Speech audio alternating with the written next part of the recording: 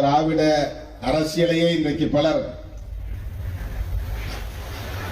கேவலமான முறையிலே விமர்சித்து வருகிறார்கள்.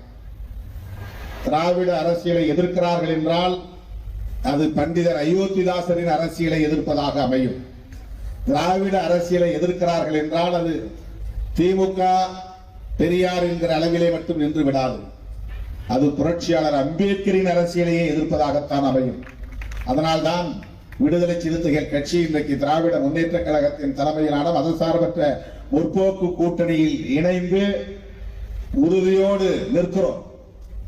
அரசமைப்பு சட்டத்தை பாதுகாக்க வேண்டும், புரட்சியாளர் அம்பேத்கர் கண்ட கனவை நனவாக்குவதற்கு அரசமைப்பு சட்டத்தை பாதுகாக்க வேண்டும் என்கிற அந்த பொறுப்புணர்வோடு தான் இன்றைக்கு தமிழகத்தின் முதலமைச்சர் அண்ணன் தளபதி ஸ்டாலின் அவர்களோடு நாம் கைகோர்த்து களத்திலே நிற்கிறோம்.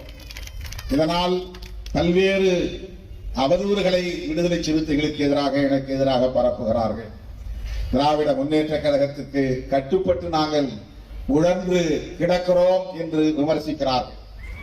கருத்தியலில் உறுதிப்பாட்டோடு இருக்கிறோம், அதனால் திராவிட முன்னேற்ற கழகத்தோடு நிற்கிறோம். புரட்சியாளர் அம்பேத்கரின் அரசியலை பாதுகாக்க வேண்டும் என்பதிலே நாம் மிகவும் உறுதியாக இருக்கிறோம், அதனால் திராவிட முன்னேற்ற கழகத்தின் தலைமையிலான மதசார்பற்ற முற்போக்கு கூட்டணியில் இருக்கிறோம். தேசிய அளவில் அம்பேத்கரின் அரசியலை பாதுகாக்க வேண்டும், அதனால் காங்கிரஸ் பேரியக்கத்தோடு இங்கே கைகோர்த்து நாங்கள் நிற்போம்.